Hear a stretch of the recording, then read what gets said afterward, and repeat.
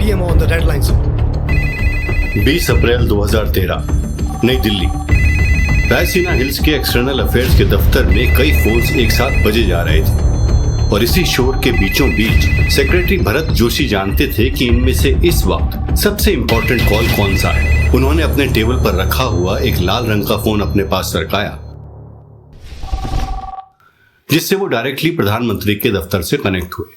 Sir, good morning sir. Bharat, the situation is turning grim. You have to come and meet me at the South Block at 10 a.m. today. Yes sir. Bharat ने अपनी घड़ी की ओर देखा तो पाया सुबह के 9:53 बज चुके थे। उनके पास साउथ ब्लॉक यानी कि राष्ट्रपति भवन पहुंचने के लिए सिर्फ 7 मिनट ही बाकी रह गए थे। वो जल्दी से कमरे के बाहर जैसे ही निकले तो उन्हें लेने के लिए उनका एग्जीक्यूटिव एस्कॉर्ट एक बुलेट प्रूफ गाड़ी के साथ उन्हें ले जाने के लिए तैयार खड़ा था। भरत गाड़ी में बैठ तो गए, लेकिन उनके फोन पर लगातार मैसेजेस और मिस्ड कॉल्स का जैसे तांता लगा हुआ था। Not right now.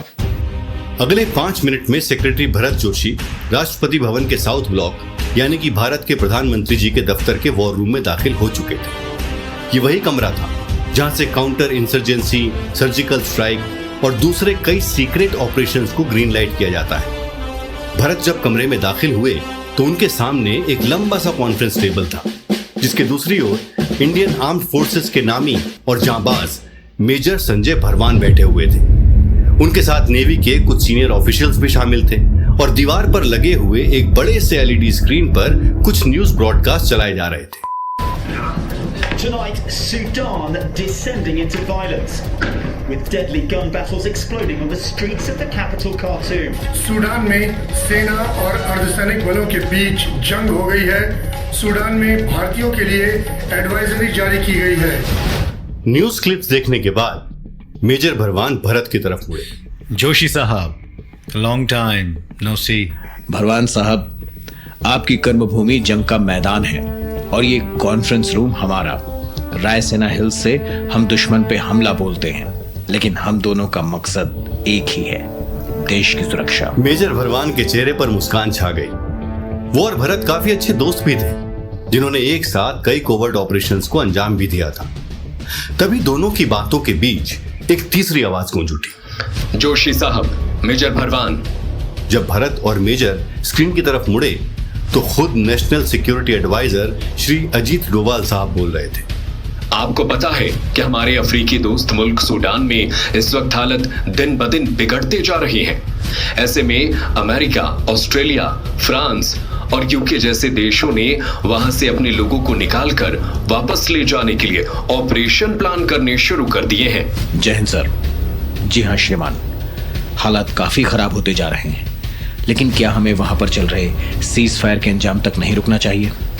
तब तक कहीं देर ना हो जाए जोशी साहब। वो हमारे ही नागरिक हैं, भारतीय हैं, हमारे भाई बहन हैं। जब बाकी दुनिया बिना वक्त जाया किए रेस्क्यू ऑपरेशंस की प्लानिंग में लग गई है, तो हमें भी अपने लोगों को सूडान से निकालने और घर वापस लाने की कोशिश शुरू कर देनी चाहिए। इसमें इंतजार किस बात का? कल किसने देखा है, न जाने क्या अनर्थ हो जाए। ठीक कहा आपने मेजर। सूडान की सरकार और उन्हीं के रेबल आर्म्ड ग्रुप RSF यानी कि रैपिड आर्म्ड फोर्सेस के बीच जंग छिड़ने में सिर्फ एक छोटी सी गलती की ही देरी है। मैं चाहता हूं कि आप और जोशी साहब तुरंत सूडान से सभी भारतीयों को सुरक्षित निकालने की तैयारी करें, मगर इंटरनेशनल रिलेशन और इन नाजुक हालातों को देखते हुए ध्यान से। इस मिशन में भारत की आन और शान पर कतई आंच नहीं आनी चाहिए। आप दोनों तुरंत ही हमारे एम्बेसडर विनय मोहन जी से कांटेक्ट कीजिए और मुझे प्लानिंग पर रिपोर्ट कीजिए। हमें इस ऑपरेशन को कम से कम वक्त में अंजाम देना होगा। Yes sir. जोशी और मेजर दोनों ही ये जानते थे कि सभी भारतीयों को सूडान से रेस्क्यू करने के लिए जितनी भी ताकत लगे, देश की सरकार उसे लगाने के लिए तैयार और पूरी तरह से सक्षम थी। वहीं दिल्ली से 4800 किलोमीटर दूर उत्तर अफ्रीका में बसे देश सूडान की राजधानी खार्तूम में परेश जैन को आने वाले वक्त का अंदाजा होने लगा था। परेश एक बिजनेसमैन था जो कि अपनी पत्नी मेघा और 14 साल की बेटी अदिति के साथ 20 साल पहले ही वहां सेटल हो गया था। उसने टीवी पर ब्रेकिंग न्यूज देख ली थी और अब वो अपने परिवार की सुरक्षा को लेकर परेशान होने लगा था। तभी मेघा उसके पास चाय की प्याली लेकर आई और कहा, परेश, ये सब अचानक कैसे हो गया? कहीं हमारी जान खतरे में तो नहीं? ये अफ्रीका है मेघा, यहाँ पलक झपकते क्या हो जाए ये कोई नहीं बता सकता। पिछले 20 सालों में इस देश ने क्या कुछ नहीं देखा। सिविल वॉर, डिक्टेटरशिप, भुखमरी और अब ये एक नया दौर। ताकत और सत्ता के इस खूनी खेल में बेचारा आम सुडानी तो फंसेगा ही। लगता तो यही है कि ये हम सबको ले डूबेंगे यार। ये मजाक का वक्त नहीं है परेश। हमने अच्छा किया कि जय को पिछले साल ही पढ़ाई के लिए मुंबई वापस भेज दिया था। अदिति को भी उसी के साथ भेज देते तो अच्छा होता, कम से कम यहाँ तो नहीं फंसती। अरे मेघा, तुम चिंता क्यों करती हो? ये सब जो हो रहा है ना, वो सुडानी सरकार और आरएसएफ के बीच एक शोबाजी चल रही है। तुम देखना, 2-4 दिन में अपने आप ये सब कुछ झगड़ा खत्म हो जाएगा। दोनों के बीच कोई ना कोई समझौता हो जाएगा या पैसों का लेन देन हो जाएगा। फिर क्या, बैक टू स्क्वायर वन, सब वापस जैसे फिट हो जाएगा। अपना धंधा भी फर्स्ट क्लास चलेगा। You don't worry. पता नहीं क्यों परेश, मुझे बहुत घबराहट हो रही है। और ऊपर से ये न्यूज़ चैनल्स, खबरें देखकर तो बिल्कुल नहीं लगता कि दोनों में से कोई भी अमन चाहता है।